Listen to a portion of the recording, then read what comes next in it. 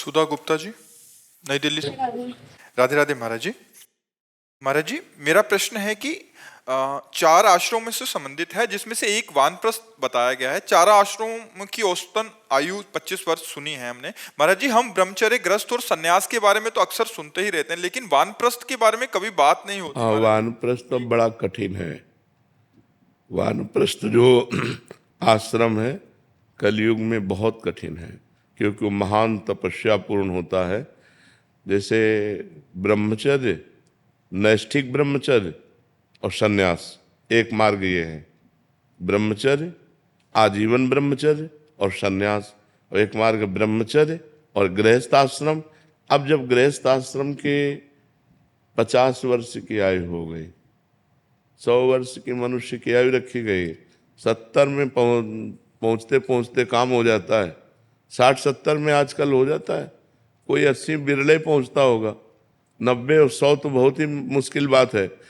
अब 50 वर्ष के बाद आदमी की हालत क्या होती है जो गृहस्थ में होता है, क्योंकि वो 25 वर्ष ब्रह्मचर्य नहीं रहा है। अगर आश्रम के अनुसार पूछो तो 25 वर्ष तक ब्रह्मचर्य रहना चाहिए, इसके बाद ब्याह होकर 25 वर्ष गृहस्थ आश्रम में रहना चाहिए, फिर वानप्रस्थ। तो चूंकि न्यू गड़बड़ है, 25 वर्ष ब्रह्मचर्य कहाँ, गर्लफ्रेंड बॉयफ्रेंड ब्रह्मचर्य, ब्रह्मचर्य कहाँ रह रहे हैं। तो 50 वर्ष पहुंचते पहुंचते ढेर हो जाते हैं। अब वो जंगल में जा करके तप में जीवन व्यतीत करें, ना ऐसे जंगल रह गए हैं और ना ऐसे तपस्वी रह गए हैं कि वो 50 वर्ष के बाद अपनी पत्नी का पुत्रों के हाथ सौंप करके और एकांतवास करते हुए जंगली कंद मूल फलों से निर्वाह करना, जंगली वस्त्रों को पहनना, जैसे पत्तों के वस्त्र पहन लेने, वलकल के वस्त्र पहन लेना, गर्मी सर्दी वर्षा तीनों का कोई भी निवारण न करना वानप्रस्थ के लिए। गर्मी सीधे सहना, कोई पंखा बिजली इसका प्रयोग नहीं। सर्दी सीधे सहना, कोई किसी भी तरह का सर्दी निवारण का नहीं, सीधे अंगों पे सहना। वर्षा पूरी सहना, और अगर ऐसा लगे कि अब हमारा शरीर काम नहीं कर रहा है तो उसको तप के द्वारा अपने प्राणों का त्याग कर देना। बहुत कठिन वानप्रस्थ होता है। अगर लगा कि अभी हमारा शरीर तपस्या कर सकता है तो सन्यास ले लेना, फिर सन्यास के द्वारा। अब तो वानप्रस्थ कौन रहता है, वानप्रस्थी कहाँ दिखाई देते हैं। वानप्रस्थी बड़ी तप, भूमि में ही शयन करना, नंगे पैर चलना, बड़ा कठिन तप में जीवन होता है। अब तो 50 वर्ष के बाद इतना आसक्त हो जाता है कि वो परिवार, संसार, माया इससे हटकर के जंगल में जाए, ऐसी कहाँ सामर्थ्य रह जाती है। और 70-80 के अवस्था में तो सहयोग की जरूरत है, अकेले चल ही नहीं सकता, अकेले अपनी दिनचर्या नहीं कर सकता, तो वानप्रस्थ क्या चलेगा। बहुत कठिन है वानप्रस्थ। और अब कहाँ वानप्रस्थ दिखाई देते हैं, सीधे गृहस्थ से सन्यास ले लिया, सीधे गृहस्थ से सन्यास लिया और आश्रमों में रह रहे। तपस्या और कष्ट कहाँ, तपस्या और कष्ट जब तक नहीं सहा जाता तब तक परमार्थ का प्रकाश भी नहीं होता है। तप में जीवन, भगवान के लिए कष्ट में जीवन, वो अब सब ग्रंथों में लिखा रह गया है। कोई कोई बिरला होगा जो चल रहा होगा, नहीं तो बहुत ऐसा। अब कहते हैं जवानी में भजन न करो, तो बुढ़ापे में पूछ लो कि कितना भजन करते हैं। अगर जीवन में भजन नहीं किया है, नाना प्रकार की चिंताएं होती, इंद्रियां शिथिल हो जाती हैं, भजन में मन नहीं लगता। अब भजन में मन लगेगा।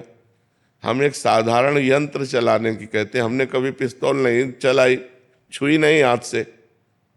अब हमको आप पिस्तौल दे दीजिए तो हम चला पाएंगे क्या, जो कि एक प्राकृतिक यंत्र चलाना है। मन को परमात्मा में लगाने का अभ्यास नहीं किया तो बुढ़ापे में लगा लोगे आप, कैसे लगा लोगे। तो जवानी से जब हम सत्मार्ग शुरू करते हैं, भजन शुरू करते हैं, तब होता है। हमारे जो सनातन धर्म में है, पहला कदम है ब्रह्मचर्य। फिर चाहे तुम सन्यास की तरफ जाओ, चाहे गृहस्थी की तरफ जाओ, पहला कदम ब्रह्मचर्य। कौन चल रहा है ब्रह्मचर्य से, 13-13, 14-14 वर्ष के बच्चे बच्चियां अपने धर्म से भ्रष्ट हो रहे हैं। जिनको मतलब अभी बच्चा कहा गया है, वो धर्म से भ्रष्ट हो रहे हैं। हमारे सामने कितने ऐसे बच्चे आए जो 13 वर्ष, हमके तो आश्चर्य हुआ कि ये तो तुम्हारी खेलने की अवस्था है, तुमको ऐसा ज्ञान कैसे। तो मोबाइल है, मोबाइल से सब ज्ञान हो रहा है। तो गंदे आचरणों में प्रवृत्ति 13-14 वर्ष के बच्चों की हो रही, तो ब्रह्मचर्य कब रहेंगे? ब्रह्मचर्य, और जब ब्रह्मचर्य नहीं तो जब प्रथम ही सीढ़ी नहीं तो परमार्थ की चढ़ाई कौन चढ़ सकता है? फिर तो सब केवल बकवास बकवास रह जाता है। उपदेश सुनो, उपदेश करो, आचरण में उतारना बड़ा कठिन है। आचरण में उपदेश उतार लिए जाए तब तो महात्मा, तब तो गृहस्थी, नहीं तो आचरण में उतारना बड़ा कठिन। छोटे छोटे बच्चे बीड़ी फूकते हैं, सिगरेट फूकते हैं, हुक्का फूकते हैं, नौजवान होते हैं, ड्रग्स लेते हैं, नशा करते हैं, क्लब जाते हैं, गर्लफ्रेंड बॉयफ्रेंड, कितनी गंदगी समाज में फैल रही। आप देखो कितनी गंदापन फैल रहा है, इतना गंदापन फैल रहा है कि आज एक गृहस्थ चैन से नहीं है। जी आपने बोला अभी कि पुरुष अपनी पत्नी को पुत्र के साथ छोड़ के जाए, तो क्या वानप्रस्थ आश्रम सिर्फ पुरुषों के लिए बनाया गया था? अगर स्त्री पत्नी अपने पुत्र प्रेम त्याग कर सके, क्योंकि बहुत कठिन मार्ग है ना, तो माताओं बहनों को रहना बहुत कठिन है, वो अपने पुत्र संतान को त्याग करके रहना कठिन मानती है। अगर वो साथ जाना चाहे तो जा सकती है वानप्रस्थ में, अन्यथा वैसे बहुत कठिन है।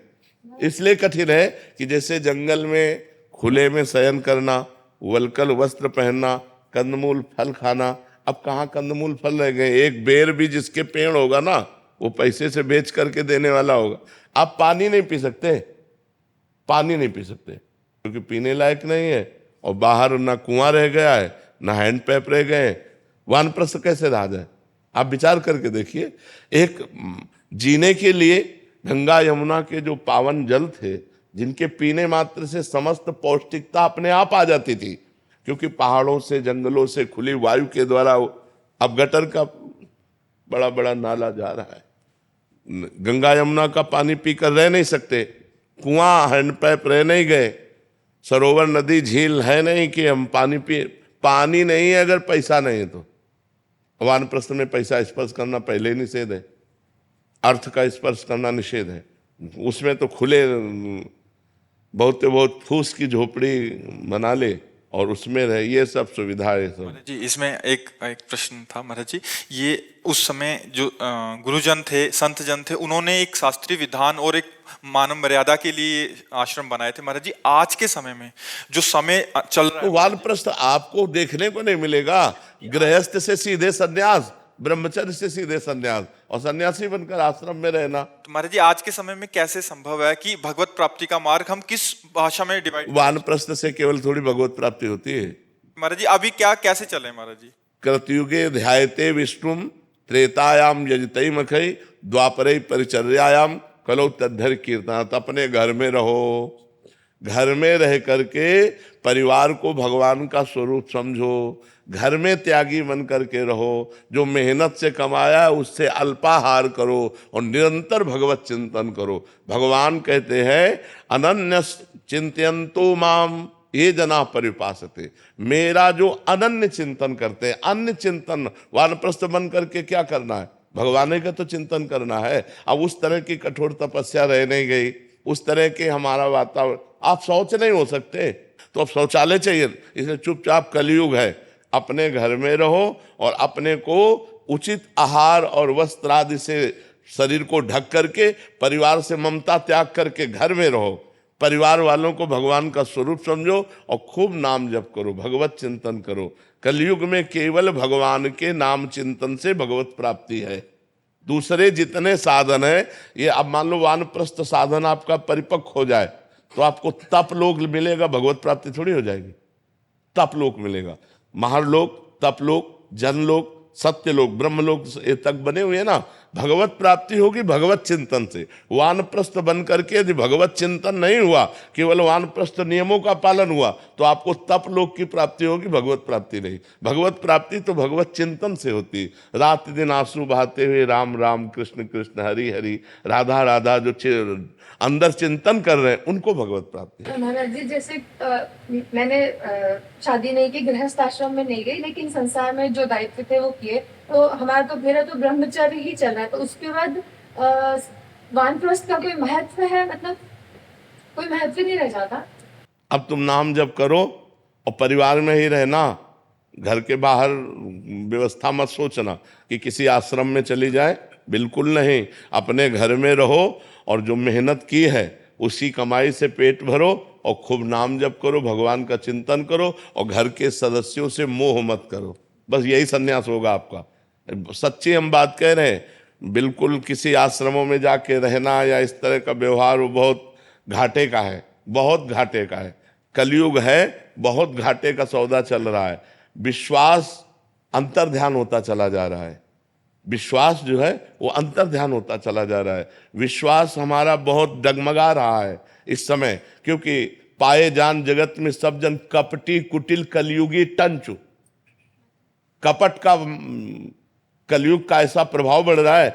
सभा में हम कुछ और हैं और एकांत में हम कुछ और हैं। कपटी कुटिल कलयुगी टंचु, तो इह पर लोग सकल सुख पावत मेरी सो भैया कृष्ण गुण संचु। केवल भगवान की लीला गुण गाओ, भगवान का नाम जप करो, भगवान के चिंतन में अपने घर में रह करके। कि भगवत प्राप्ति नंगे उघारे रहने से नहीं होती, भगवत प्राप्ति भूखे रहने से नहीं होती, भगवत प्राप्ति भटकने से नहीं होती, भगवत प्राप्ति चिंतन से होती। दवा है, भोजन है, शरीर के निर्वाह की व्यवस्था है, उसके बिना जी नहीं सकते और जिए बिना भजन नहीं हो सकता। इसलिए दोनों बातें आओ। तो आपको घर छोड़ने की जरूरत नहीं, घर में रह करके पवित्र आचरण करते हुए परिवार से मोह रहित होकर भजन करो, इसी से भगवत प्राप्ति हो जाएगी।